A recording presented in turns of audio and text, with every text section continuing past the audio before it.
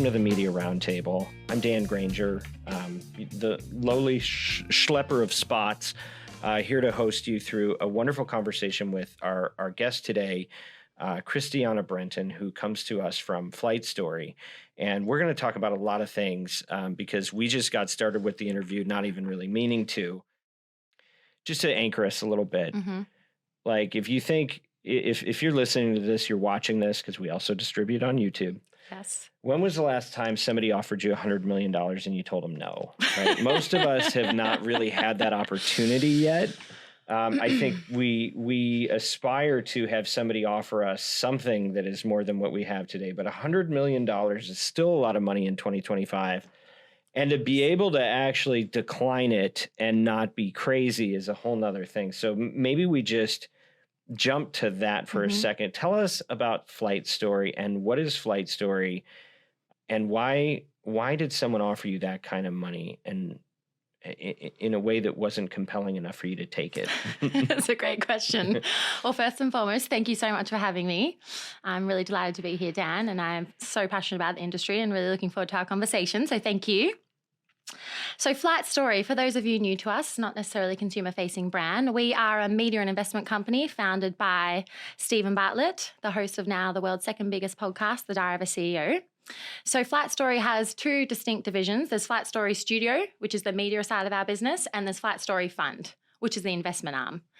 That's quite unique if you think about our infrastructure because, yes, we scale media and, yes, we have multiple monetization opportunities available to us, but also, yes, we actually reinvest a lot of the profits from our company into early phase companies where we can get preferential equity and we actually trade, not necessarily just capital, but space in our media ecosystem to help grow those brands. So that's point one that's quite unique in our ecosystem. So FlightStory Studio, the media side of the business, which is what myself and Georgie Holt, my business partner, co-founded with Stephen 18 months ago, is really a media company designed to leverage the what we'd call proprietary methodologies and technology stack that has scaled the Diary of a CEO, or what we call the blueprint. And to leverage this blueprint to help scale and launch new shows, new creators, new creator-led brands into the world. And to understand the value of the blueprint, I think you first need to understand the sheer growth trajectory of Diary of a CEO because it bucks every single industry trend. And I promise you I'll answer the other question about the 100 million, but it's all connected. Before you do, I just need to clarify. 18 months, you're saying you went from zero to this in 18 months? Yes. There was not 10 years behind. I mean, I know some of the story, but I didn't realize it was that fast. Well, to be fair, the Diary of a CEO team existed. So they started distributing meaningfully on YouTube about 5 years ago. Okay. So the core Diary of a CEO team, which was about 20 people, already existed. And at that time, it was a little bit of a hobby for Stephen. I don't know how much you know about his earliest context, but he actually scaled a social media agency called Social Chain. And herein lies where his obsession with understanding social algorithms and growth hacking began. Took it public, as I understand. He did. He took it public.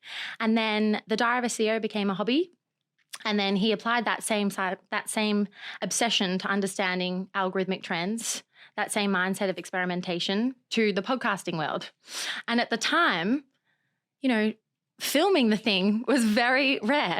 So Stephen started filming his content way before it became popular and commonplace as it is today. So he first started filming and distributing on YouTube over 5 years ago, and certainly one of the first creators in the European market to understand the disruptive potential of being video first. And from his perspective, he always says he came into the industry with such naivete. He didn't know that a podcast should be audio and that you should distribute it on podcast RSS. He was a social native. He scaled a social agency. He understood social algorithms, and he just took that first principle thinking into the podcasting world. And little did he know that he was creating a whole new kind of distribution ecosystem, a whole new way of doing things. But he understood ultimately, in a really simple sense, that if you film the thing, you are significantly widening your distribution potential. And it's as simple as that, because he knew that one of the biggest challenges he would find is discoverability. And so if you are limited only to podcast platforms, your discoverability is just terrible. Shrinks. Yeah, well, it's interesting that you say that because I always feel like as much as we talk about videos, kind of invasion of podcasts or takeover of podcasts, I don't know that it's so much because of the incremental value of having video, so much as it is the promotional capability, right? Because audio the platforms have really not figured out how to make promotion a viable function. And YouTube nailed it, right? And the social platforms nail it. And so to me, it seems like the promotional piece is far bigger, far outweighs the value of like just being able to see. Of course, because the moment you have a rich media video asset, think about your distribution ecosystem. So in the context of Flight Story, all of our shows are, of course, on YouTube, Spotify, every single podcast platform. We're on every single social channel. We're on 14 airlines worldwide. Oh, well done. We're on Samsung TV. We're on techno gym equipment. So wherever there's a screen, our podcast shall be. And it's all connected back to the reason why we said no to the deal. Because in order to do what we do, you have to pursue a fully decentralized approach to distribution. And the moment you start to enter some of these kind of legacy MG deals with the major podcast networks, obviously the incentives shift. The moment they're going to hand over $100 million to represent your shows exclusively for a period of time, of course they're going to want to kind of contain the content to their platforms. And I think we saw a great example with Call Her Daddy and Alex Cooper moving from Spotify to Sirius. And now you can't consume her podcast, the video episodes on Spotify. It's a static audio banner. And so again, you're already seeing those incentive shift. So it is all connected, because the reason were so compelled to say no is that we weren't ideologically aligned. The moment you say yes, it means there's going to be an element where you're going to have to contain distribution to their owned channels. But everything we do is decentralized. And that is really, really critical, and why I have such high conviction that it's likely never going to be right for us, because we want to be everywhere all the time and never be reliant on one singular platform. And if you look at what's happening with AI at the moment, and the reduction of Google search, the reduction of people actually consuming anything on a publisher's site, on a .com, it's so clear that the media landscape is changing. And if you are in the business of audience growth, which we are, above all, you can call us a podcast company, a media company. We're really obsessed about scaling IP and scaling that across the world as fast as humanly possible. And so if you're in the business of growth, you have to understand the shifts that are happening. Consumers aren't really, getting their content on one singular platform anymore. It's everywhere all the time. So you have to design a system in which is really enabling you to take advantage of that. And it would be remiss of me not to speak of the advertiser piece, which is another one of the most significant reasons. But I have to tell you, Dan, as a commercial leader, I never in my entire life, to your point, thought that you would be presented with such a compelling offer that is really testament to the work and the commitment of the team, to command a deal like that and say no. But it's because these offers aren't free. The type of ad loads that we were presented with to justify such a number were up to 12 to 14 ad slots enabled in our content. Keep in mind, we only have 3 now. And that's on how long a period will you only run 3? Like, what's the per hour average? It doesn't matter. We could have a 2-hour episode, a 4-hour episode, a 6-hour. It's still only 3 ads. It's beautiful. And thank you for that. You're very welcome. Yeah. And the reason that we continue to do so is because I think every creator in the world wants long-term partners. Every single one of our partners has now renewed for a 3rd year in a row. 6 to 12 month average buy. You're batting 1,000 on your partners. What does that vetting process look like for you guys? How do you decide who you're going to take on? The same thing I'm sure you've heard a million times before. It has to feel authentic. It has to resonate both with Stephen and our other creators, of course, Paul C. Brunson, Davina McCall. It has to add value to the audience. And again, it's all connected because, we'll get to our diversified income streams. As I mentioned, direct ad sales is only 50%. And when you're not overly reliant on advertising income, you can be more selective. It's this kind of beautiful virtuous cycle that because we're diversified, and the only way that we've become diversified is because we've been obsessed with growth.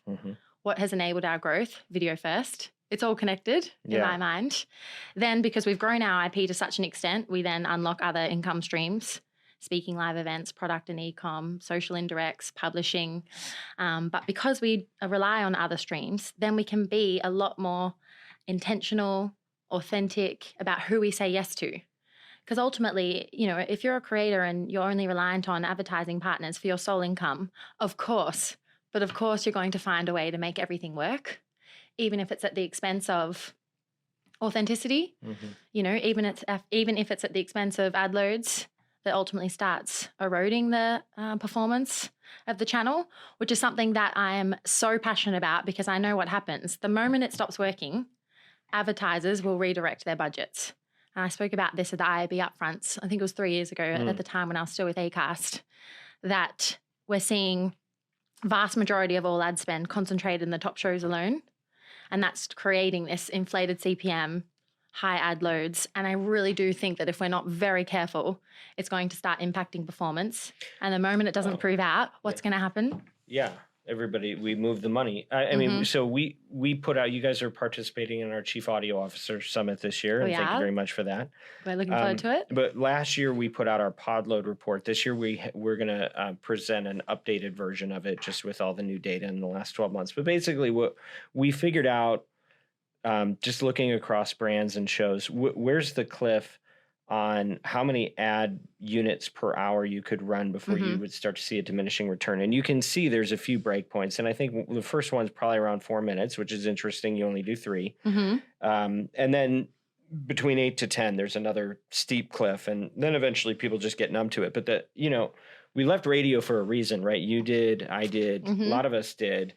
And I think most of the folks that are in this industry didn't have the benefit of working with the analog version, working with the predecessor, and seeing the problems that happen and how much of the soul kind of gets extracted out of it when 20% of your time is spent in commercials that people are just now conditioned to tune out of. Go do something else, come back, go check another channel, come back. People aren't going to put up with it, and especially now that you can skip. Yeah, not just people, marketers. Yeah. I think you and I don't want to assume, but you seem genuinely passionate about having empathy for advertisers. We treat the commitment of our clients like Shopify, like NetSuite, like Oracle, like LinkedIn. They're spending millions with us annually. That, to me, we talk about that exchange around, we're talking about earlier around, those those first kind of direct sales partners we had in our radio time when they were saying, this is my whole budget for the year. Please, it has to prove performance. I still have that same mentality, or almost, I guess, as a healthy element of fear. It has to work. Because if someone is going to transact that volume of trust in you, we're talking about millions of dollars of advertising budgets, and they're saying, I choose you. In a world that I could be on any channel in the world, where I could advertise on millions of creator shows, I'm choosing to spend millions of dollars with you. And I think something I would say is also unique about that story is that there's a high humility that is encompassed in our business.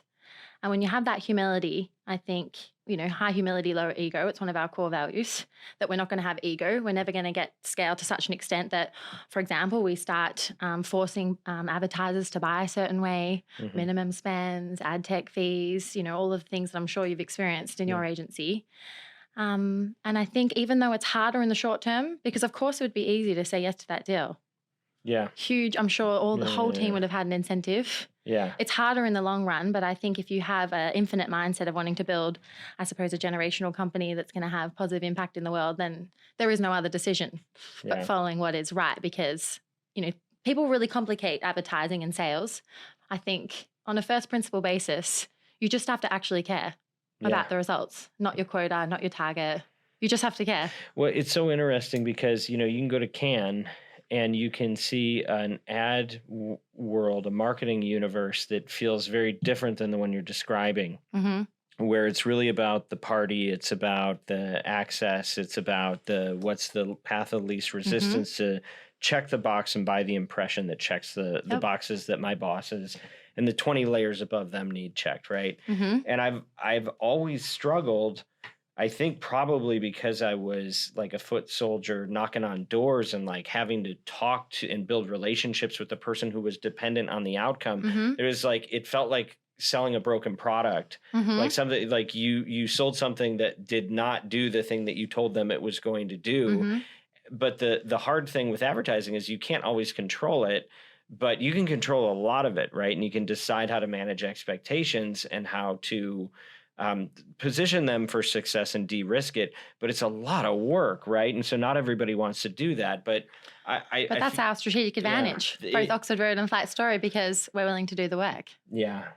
Well, that's true. That's true. Now, do Fortune 500 brands want that work? Well, do the largest companies want it? This is one of the. Is it performance forever? I mean, I think it's performance forever. I think it's effectiveness forever. But I'm an optimist. You know, I've never been to Cannes, and I think for the same reasons that you're just sharing, because I don't feel ideologically aligned to that way of doing business. Mm-hmm. I think obviously relationships are important, and I spend a lot of time nurturing them. I spend a lot of time with your team. I go to all of the, obviously, podcast movements, and I'm really looking forward to the summit. Spend a lot of time with Miranda. But the world of the Cannes, you can see it's so transparent. Mm-hmm. And I guess I'm an optimist, and that has served me well in my career. I feel if you stick to that approach, I don't know if this is too optimistic, but I mean, I feel so fortunate to how far I've come in my career. And it's really been on a really simple approach of just genuinely caring. We're scaling our partnership team at the moment, and I won't hire anyone that doesn't actually understand media science, know how to implement a campaign, understand how pixel-based attribution work or measurement. And I've always felt that there's really two kinds of salespeople in the world. The people that are probably this is quite scathing for anyone out there, predominantly relationship driven without being impact driven. Mm-hmm. And then those that are actually deeply curious. Mm-hmm. And I typically define it in two ways, having been fortunate enough to lead sales teams all over the world now. Seller 1 gets an email from Oxford Road, and there's a brief. They read the brief on face value and they reply. Partnership Director 2 reads the brief, picks up the phone to Miranda, and asks a million more questions. I love that. And I'm telling you, it's A or B. And I've never really seen anyone in the middle. And we're in the business of trying to recruit and find more of the That's hard. Example 2. That's hard. That genuinely are curious and interested and care. Yeah. Because look what happens. Then you can broker really meaningful long-term partnerships. It's so refreshing because you just don't. I don't know the last time. So optimistic. No, well, and you're romantic about it, which is so beautiful. I am very romantic about it. But I liked your other point around do they care in terms of the top Fortune 500 companies. One of the things that again I spoke about at the IB Upfronts a few years ago is what I would call this efficiency bias. Yeah. A lot of agencies and certainly the big 5 holding co's just want to do what's easy, automated, and scalable. And I've found, and I'm not sure in your interactions, that this kind of complacency has gotten worse and worse over the years. Yeah. With the big, big 5, big 6.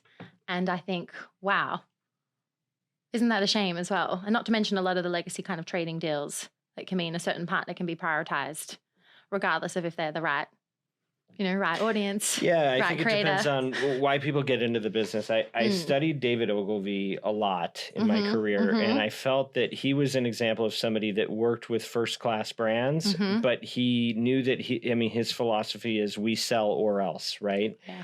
And he knew the job was to drive sales. The thing that, I learned over time was all of our job is to sell a product, but the difference is time horizon, right? And if you're a smaller business, you can't afford to cash flow and wait for the return to come back. You need it now. And then hopefully when you get bigger, you still need the return. You just can, you can be Coca-Cola, have a multi-generational strategy. You don't need somebody to run out and go buy a case of a Coke today and make sure that it pencils. But the job should be the same. But I think we get into it for different reasons. We have different interests. And I'd like to think that the notion of caring about the result of what you're saying to people matters. But that stuff doesn't scale well. But I agree, it is a secret weapon if you can hold that. You have to have a certain amount of confidence, which obviously you do. You have to know you can deliver. And I think what happens with a lot of people is they come into this business, there's no real training on it. They're ill-equipped. And so, and they don't necessarily have the confidence that they're going to be able to produce the results. So they try to do things that are more transactional, slap your logo on this thing, get involved in this thing that's exciting to you. If you have a good experience, have a good time, and I'm not going to get in trouble with you. You'll still talk to me if it, I can't prove that it did anything, I'm curious how you approach it. Those Fortune 500 clients, many of which, in fact, you have converted to Oxford Road. How do you think about it? I feel like What's the pitch? it's not. I don't think we're very good at it necessarily, because I think when you're with a big agency, I don't think we've had a few companies that were with some of the majors that said, hey, actually, we know we could be doing better in this channel. Mm-hmm. And they've swung over and they've seen it, because if you're specialized, it's night and day. Like we could go to any, half the brands that you see in podcasting today are running through a big shop, and they're buying a network and doing a spot buy in a break with 6 other ads. They're running the same ad 4 times in the same show. Nobody pays attention to it. Nobody cares. Nobody's holding them accountable, right? And what's sad is when you can show that to a marketing team and they go, yeah, but we're just not really that concerned, right? Like they just don't. You can give them the data and say, I can prove to you that you're lighting money on fire. I can prove to you that you're buying the bottom of the barrel inventory. I can prove to you that we could drive a result that you could measure that would actually help your financial performance for your company. Most of the time, it falls on deaf ears, because people really don't want to take the time and put the energy into it, because they're so far removed from the result. The truth is they're going to lose their job or not be rewarded in a corporation for reasons that have nothing to do with that. And they just don't have that innate passion. And that, I think you have to be a little bit, broken in some way to want to take on the brain damage of trying to be responsible for somebody's ad. I mean, what a bipolar industry to even participate in, right? I often joke it's low T trauma. Yeah, but like, so we're all crazy, but to care this much. but I think if you don't have that bug, like I think it's fascinating when I found out that if I could get somebody to buy an ad on the radio, they'd let me write it. Like I thought that was the coolest thing in the world, but I don't think most people are bent that way. And so, I think people want to just go along to get along, but that does present a great market opportunity too, which clearly you guys are capitalizing on. I mean, and certainly Oxford Road. And I can guarantee you there is someone in the companies that you speak to that does care.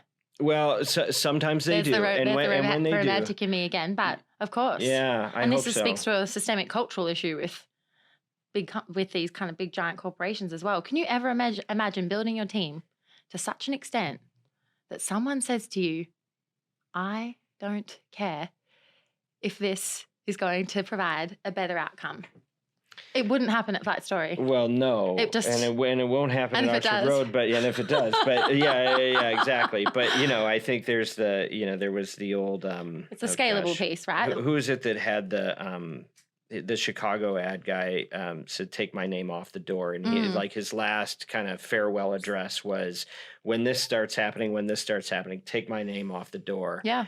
And that's how I feel. You'll have to drag me out of there when we start accepting, like, we're just doing business because it's not going to have a consequence. But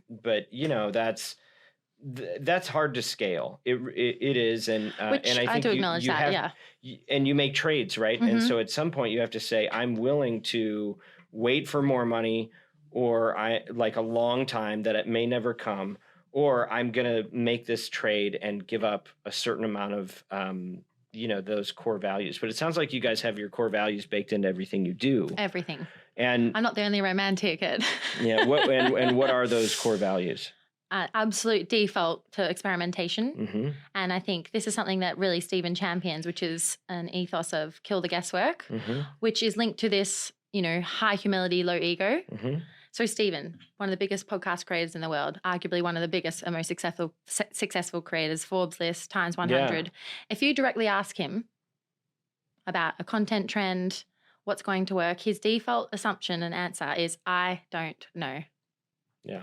But I will conduct a series of tests as fast as possible to find out the answer, and then repeatedly test that assumption every single day. So we're continuously learning. And it sounds, overly simplified, but it's true. Everything we do at Flight Story, behind the growth of Diary of a CEO, now the second biggest podcast brand in the world, second only to Joe Rogan, in the space of 5 years, despite Joe beginning in 2009, this upward trajectory is a byproduct of this default assumption that we don't know the answer. We don't know which guess we should have on, so why don't we test? why don't we look at the algorithm? Why don't we build tools that give us a competitive advantage to understand performance insights across YouTube, to understand content trends, to get direct access to our audiences with a feedback loop to help inform that editorial decision? Okay, we have a fantastic episode. We've had Dr. Tara Swart on the podcast again this morning. You know, creator A will think, oh, I know the title. I know how we should position it. Ego, right? Mm-hmm.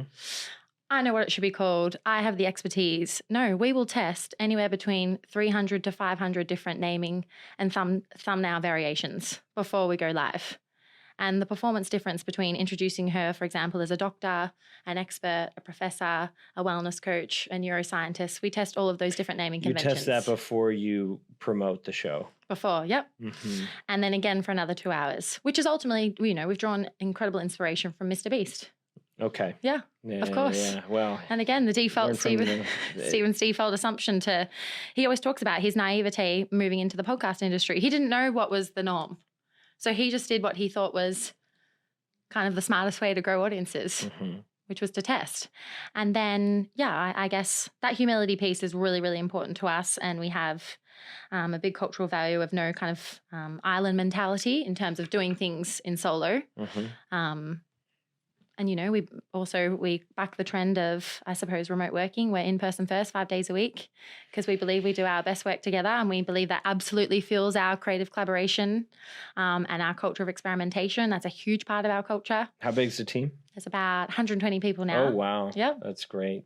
Yep, it's scaled very fast. And how much of the business is just the ad business on the one podcast? I know you have multiple.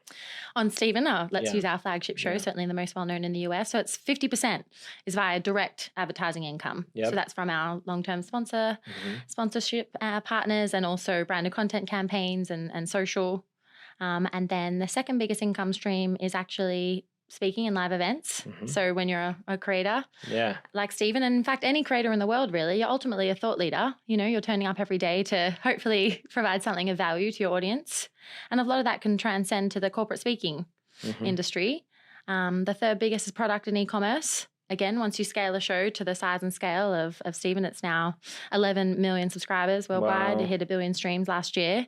That is 11 million customer segments that you can then run focus groups, undergo pretty comprehensive customer segmentation to understand not only their functional but their emotional needs, and then leverage that insight into building products. How many of them can you interact with directly through email or anything else?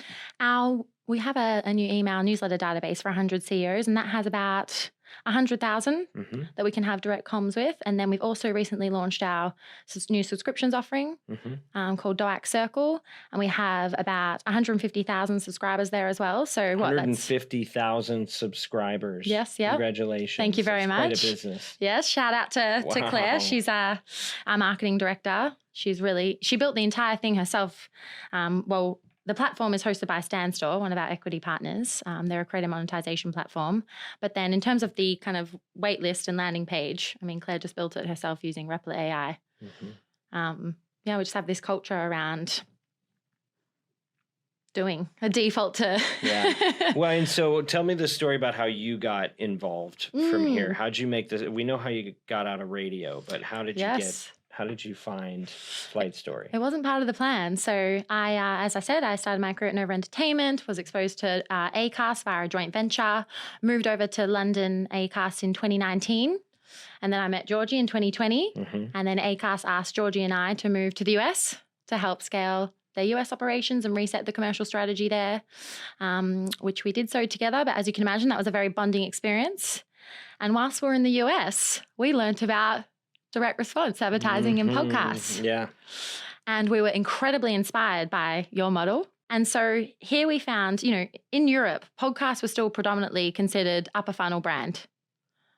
And this conversation of the fact that you can actually drive a measurable performance outcome, a direct response from host rate endorsements, wasn't as I would say, well known in the European market.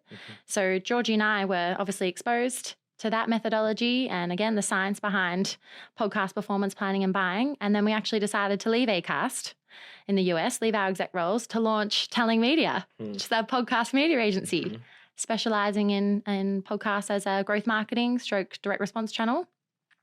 And so we launched that in July. We won our first series of clients, all, fitting the bill, these kind of fast growth D2C clients looking to, scale their business through podcast advertising. And, we were kind of blissfully ignorant or unaware of what was about to happen to us. And so that was July we launched Telling Media. And in October that same year, Stephen Bartlett posted on LinkedIn that he had ambitions of scaling a new media company after the phenomenal success of Diary of a CEO, and that he was really haunted by the potential of what he felt he could do for other creator-led brands who had, a meaningful message to share with the world. And Georgie and I, we still have the WhatsApp exchange. We're both night owls. So I think at about 1 a.m., she messaged me saying, "Did you see Stephen's post?" I said, "Yes, we should draft something. Maybe he might want to invest in Telling Media. Maybe there's a way to work together." So we sent him an email and honestly it's like one of the classic case where we didn't dwell over it. We didn't write it for hours. It was just a very, went kind of straight to trying to speak to him in his language. I've been a long-term listener of the podcast, and he's really passionate about not having a habituation filter, that everything starts to sound the same, which I'm sure we can speak on.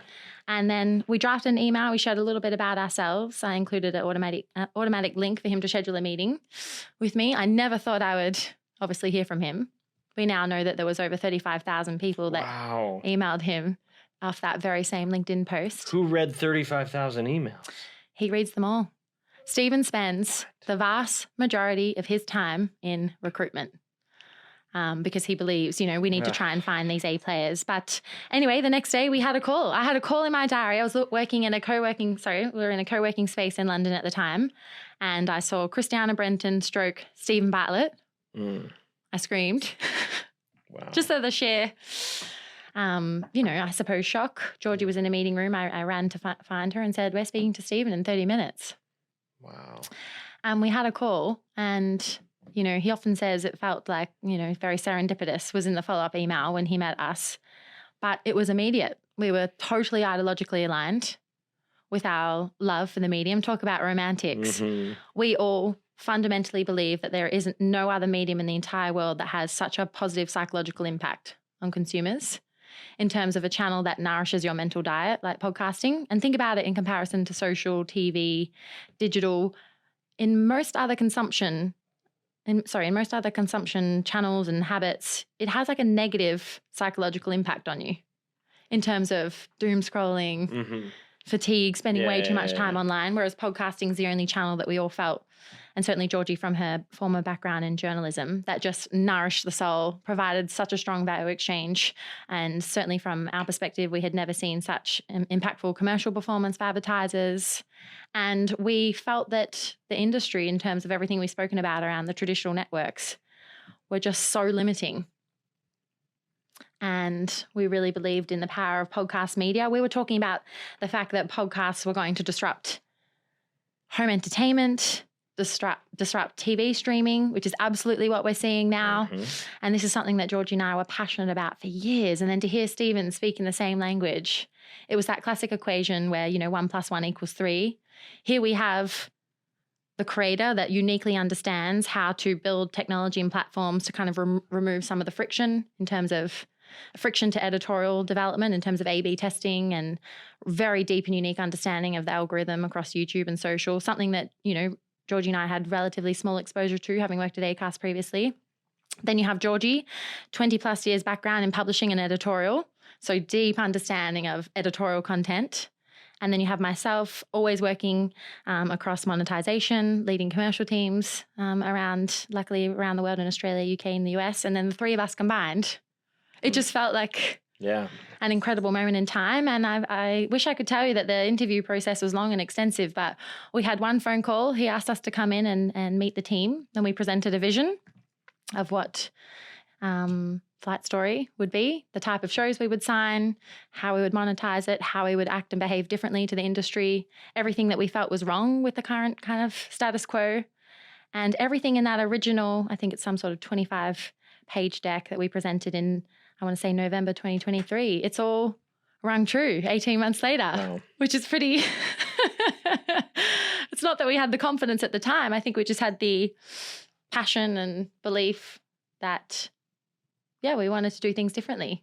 And Stephen shares that mentality. And then 18 months later, we've obviously continued to scale Diary of a CEO, but we've launched 3 shows now using the Diary of a CEO blueprint that I mentioned earlier. And that, you know, originally it was all a hypothesis. Can the success of Stephen Bartlett's Diary of a CEO be repeatable?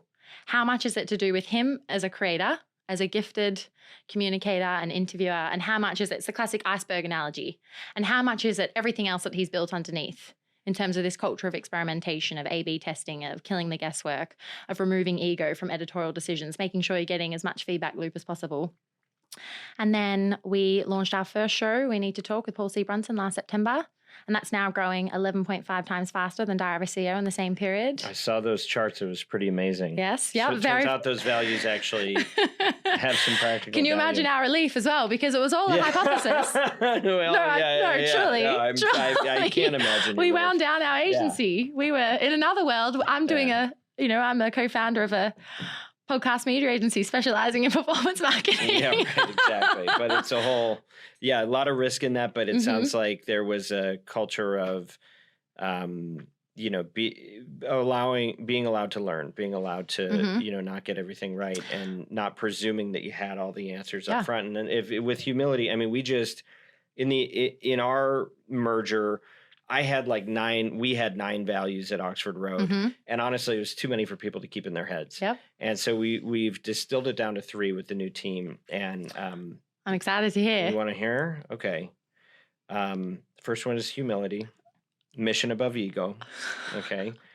Second one is insight. Insight equals market outcomes. Nice. Yeah. Yep. If it doesn't actually produce a result, it's not really insightful. And the third is ownership.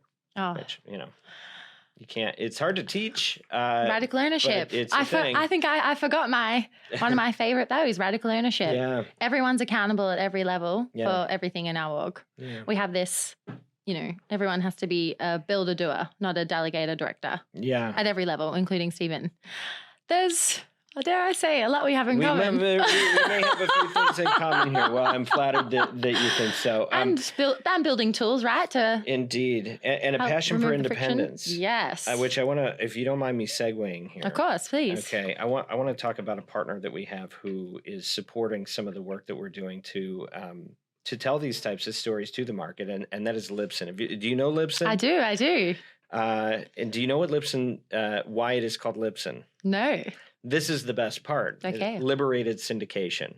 Nice. Okay, so Libsyn paved the roads on which we travel. They've been doing it for more than 20 years.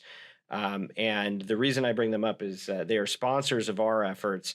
And podcast, as you know very well, is getting crowded. Libsyn has really a full stack of stitching it all together, from publishing and analytics to making sure that the right ads hit the right ears. So they actually are reaching more than 200 million listeners every month. And you can do, they don't just have one model. They're building out a programmatic solution, but you can do host-read ads. And they are one of these partners that have always been champions of the independent. If you don't want to play the algorithm game, if you don't want to be dependent on one platform, you can work with Libsyn and you can go soup to nuts, and it's open to anybody. So live read ads, but they give the creator talent that they work with a white glove experience, as they do with their advertisers as well. So bottom line is clarity, trust, and growth for a brand. Libsyn is, in addition to FlightStory, should be one of your first calls.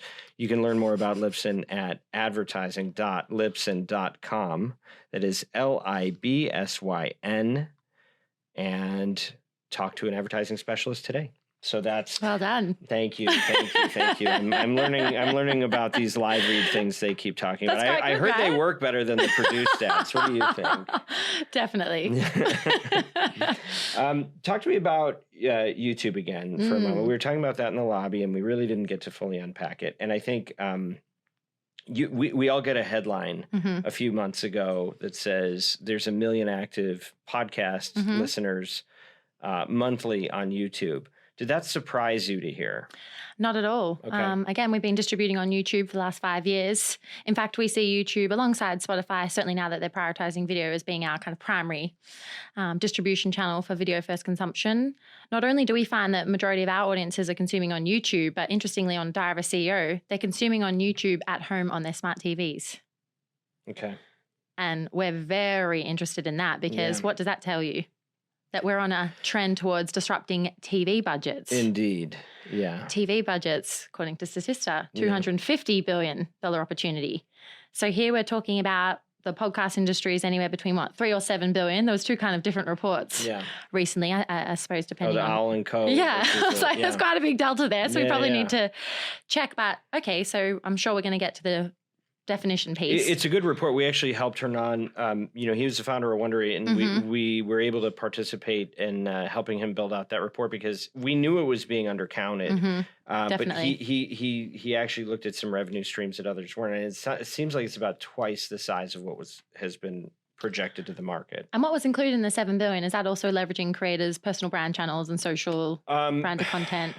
Okay. Put you on the spot here. Yeah, you are, but it is well. No, I know there are alternate revenue streams. Like I think ticket sales could be a part of it. Yeah, I don't know if it's media revenue from advertising on other channels. So I think that advertising has to be specific to the podcast. But subscription revenue, undercounting of international. There was no way to account for YouTube's revenue for creators that put their show on YouTube and then they get, Google selling it, right, programmatically. So there was just a lot of nooks and crannies that weren't being accounted for. And so he actually did the work to project that out. And I think it was about a 2x of what had been reported, which was good because every year it's been, oh, look, podcast is up, podcast is up, podcast is up. And it was like, oh, we're going from 2 billion to 3 billion to 5 billion to 10 billion. And it's like, actually, we're going to be at 2 to 3 for the next 5 years.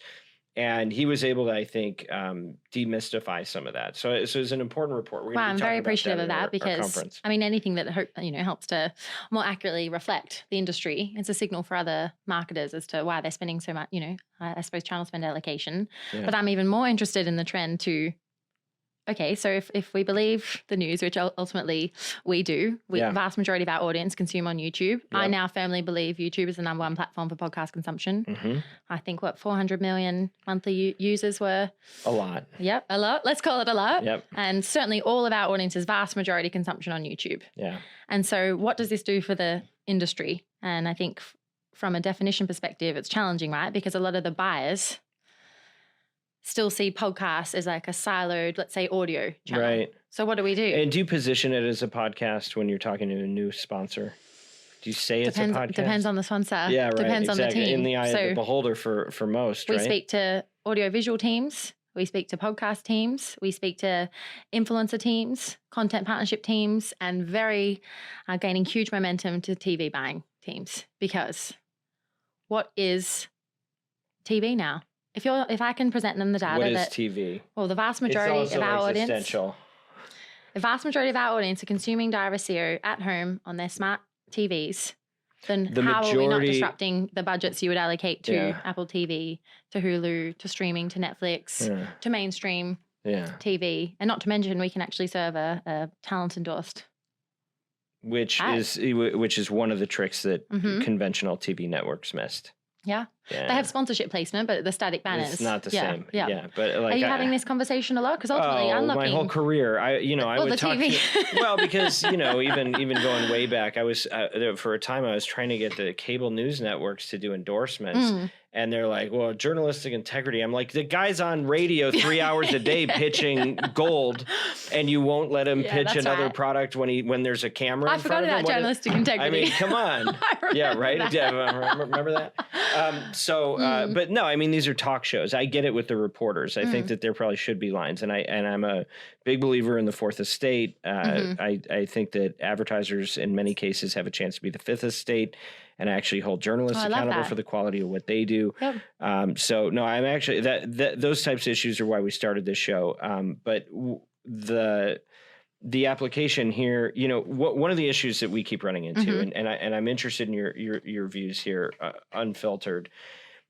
I think the definitional thing is a bottleneck in that if people don't know, is it a YouTube only? It's not. If it's an RSS, it's RSS only. It's not if it's a video. It's all just a show. If there's no label, then buyers have a hard time knowing what budget they're pulling from. Mm-hmm. And it becomes just an internal point of friction that doesn't need to exist. Mm-hmm. That may be minimal. The other thing is we're throwing around all these numbers, how many subscribers, how many followers, how many users. When you're selling a show, at the end of the day, the advertiser first needs to know how many impressions they're going to get. Fair. Nobody gives you an impression. You get a download, you get a start, you get a view. All of these things are measured differently, and there's no uniform way. And I think that creates a lot of, so, you know, we do studies and we see what advertisers want. And there's I would say a double-digit percentage of advertisers who support publishers like you and Podcast One. That they will only buy based off of CPM. That is what they think dictates what the response rate will be. Yeah. Well, you can play the CPM game all you want, but if you're running 3 ads in a show and somebody else is running 20, guess who's going to have the lower CPM? But guess which one is going to work better for your brand? But if there's no normalization of any of this and there's no standards, then it gets very chaotic. The bigger problem is when we talk about measuring the outcomes, right? We know that if you actually believe that advertising isn't just awareness that is theoretical and never held to account, if it's actually supposed to drive an outcome in market, how do you measure that? Well, we had a pretty good thing going with the pixels for a while. Yes, and now, how is it that Google, of all companies, is primarily the main mechanism that a tech native brand, the technology powers the whole product. These are the most sophisticated brands in the world, technically, and they're on YouTube, Google, and they're using vanity URLs in 2025 to track the response and only seeing a fraction of the. And by the way, that's why you don't see as many marketers in that space doing what they could.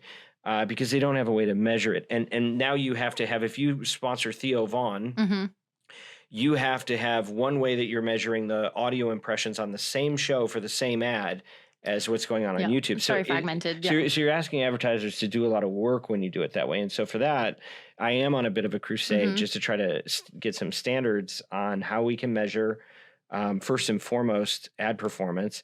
But I also think that core connects back to metrics and impressions. And I think it'd be helpful to have a standardized definition. Your thoughts now that I've been on my soapbox for 10 minutes. I agree. And I think I'm going to draw inspiration from Steve and our culture. I don't have the answer yet. Yeah. But I believe we can get there. Yeah. I believe that if we work together, I believe if we have all the right key players in the room, if we align our incentives, if we create the environment that will encourage the behavioral change, as per the romantic that I am, I absolutely think we can get there. Because ultimately the incentive for, let's say, Google and YouTube, I'm a realist as well. I guess there's a bit of the irony there, a romantic realist. Google and YouTube will only make a change if the commercial incentive is there for them. But I think that's coming, because if you think about YouTube's making a huge strategic bet on enabling more monetization tools for creators. So they now have their premium partner program where select creators can start selling their own inventory. And so if we, for example, a show like The Diary of a CEO, 11 million subs, if we are able to start selling our own YouTube inventory, but we can serve a Stephen Bartlett voice read that inventory, and we can increase our CPMs, and Google gets a higher share of revenue from the ad split from that exact same, ad spot, then I think that they're going to be more motivated to then help us with the, I guess, product challenge of attribution. But it is kind of wild when you think about it. It's Google. Right. And we're using vanity URLs. How is that a thing? But it's possible, right? It's if the incentives are there. Yeah. And look, I think there's legitimate privacy concerns, yes, right? And that's totally understandable. I mean, I live in London, so I understand. I'm GDP asked. Exactly. Yeah. And so but there has to be some way that an advertiser can see an output and we believe there are technical applications that can show you apples to apples if somebody is using a tracking pixel, or if they run it through a clean room or server-side data pass, that you can actually see apples to apples information about what your ads are doing in the market. And to me, that's everything. And so we feel like it's a bottleneck and creators aren't getting their fair share and brands are getting frustrated. Well, that too. Yeah. So off we go on our quest. But we will. Yes. Creator, buyer on behalf of brands.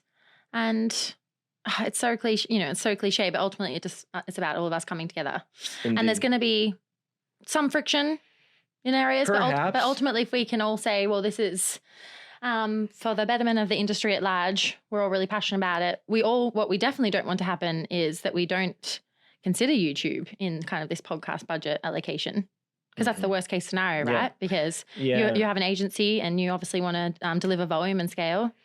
And if you're looking at the trends of consumption on YouTube, if you start to have to kind of cut YouTube out of your plans because it's not a channel that has attribution, well, then you're going to just completely dilute your impression volume. Globally. Well, and I think that's right. I think what ends up happening, if it doesn't get resolved in time, then brands just start going, well, the metrics don't agree, so I have to look at these as two separate buys.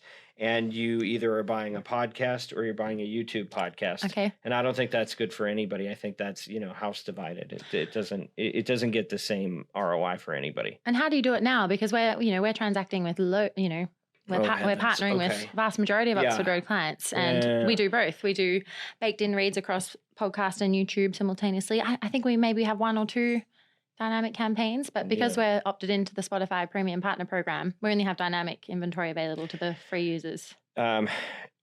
What I think, technical. You can edit that out. What I think, no, it's good. I mean, this is a show for people that are tracking with that sort of thing, right? It's not for everybody. We are not the number 2 podcast in the world and never going to be. I was talking to Stephen about it last night, and he was like, "Is that what you're going to talk about?" I was like, "Yes." So no, but I think to answer your question, like I think don't sleep on the survey for now. Yeah. Okay. Right. Okay. And I think that. Fairing is one provider that we work with who, we did a case study a couple of years ago. Somebody asked me to be their fractional CMO on a part-time basis while running the agency, which was just in all your spare time. Spare time, smart for me, great for work-life balance and family. Trust me, definitely do that. But it was with a good friend, and I got to learn a lot in the process, and I got to get my hands on the controls with some of this stuff. And so we actually got to test. We were using vanity URLs. And one of the problems that happens with the vanities is, you only see like single-digit percentage of respondents will take the time to go to it. Yeah. So you get very small sample sizes. If you have a $200 cost per acquisition to measure success, but you only see 5% of respondents actually doing it, then you have to get like 20 to sign up to show you one. Okay. Which means that if you're not a huge show, you're dead on arrival. Yep. Like you're playing Russian roulette. It's just very, very challenging. And so we need bigger sample sizes. So what we figured out is some people can't do like a straight promo code, but most people can do a how'd you hear about us somewhere. If you have the customer's email, even if it's post-purchase, you can send them an email and say, where'd you hear about us? And some viable percentage will respond and tell you. And if you give them a randomized list, and it's, whatever channels you're most active on, you pick your top 6-8 channels, whatever. So say they pick podcasts, you ask them a second question, which is, what show did you hear us on? And first problem was we were worried that there's going to be too much breakage and people were going to abandon the sales funnel because you added friction to the process. Too many steps. We saw no breakage whatsoever. Really? And everybody was willing to do it. But using predictive text, it became a lot more feasible so that if I put in, BAR or ST or whatever, and it pops up, and then Diary of a CEO, because there's so many ways you can screw it up. So you don't show it. It's not a drop-down menu, because that almost is. No. You don't want to pick. I've seen that though. One short list, right? Exactly. Yeah, and that's so this was the breakthrough. Using predictive text, they 2-3 letters, they tag it. Now we increased our visibility by 720%. For every transaction that they bought. And it opened up a lot of different shows that would have never seen the light of day, but we're actually doing their job and just not getting credit for it. And that's something that transcends. And I think we get so smart and sophisticated, so we think that we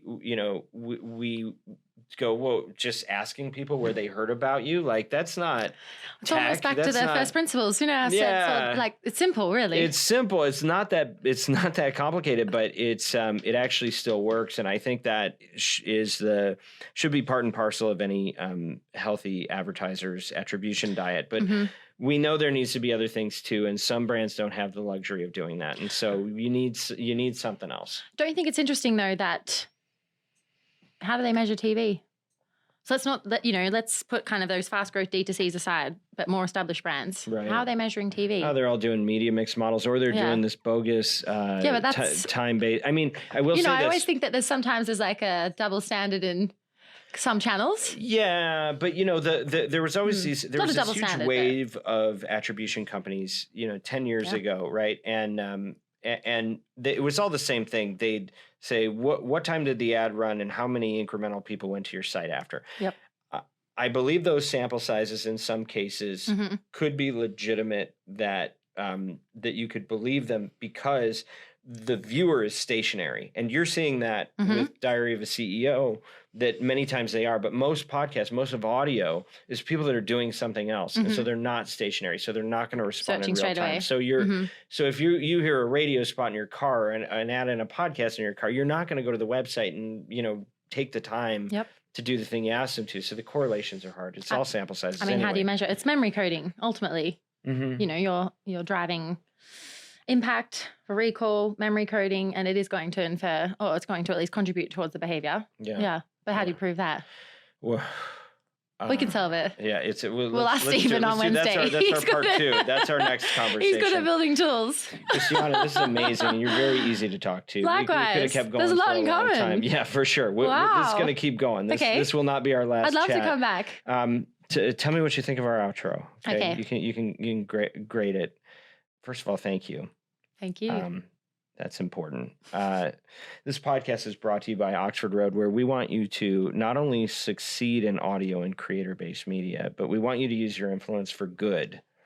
We believe that as members of the marketing community, we have the power to advance voices that don't just entertain, but also edify, and to build bridges across differences and preserve fair-minded discussion around the most important topics of our age. You said it earlier, which is that podcasts nourish the soul. Yes. Nourish the mental diet. Podcasting is the greatest canvas in media for the free and open exchange of ideas. I believe this. It's very important that we protect it. We have to measure it right. We have to monetize it right. So you're doing a good thing when you sponsor these independent voices. And if you're a marketer looking to align your brand values with extraordinary business outcomes, maybe talk to our agency, Oxford Road. You can also go to Flight Story. They can help you too. But talk to us, Oxford Road, by visiting oxfordroad.com. Subscribe to our weekly newsletter. Christiana does. It's called The Influencer. It's free. And we don't sell your data much. We'd love to hear from you. If you have any feedback, feedback is the breakfast of champions. And if you have humility, you know what I'm talking about. Tell us what you think, good, bad, or otherwise. info@mediaroundtable.com. Check out Ad Infinitum if you want to learn the craft of making ads work in audio advertising. And special thanks again to Haley, Ruby, Bianca, Kyle, Ezra, Prince, Everett, Neil, the whole team at Podcast One. And as always, influence responsibly.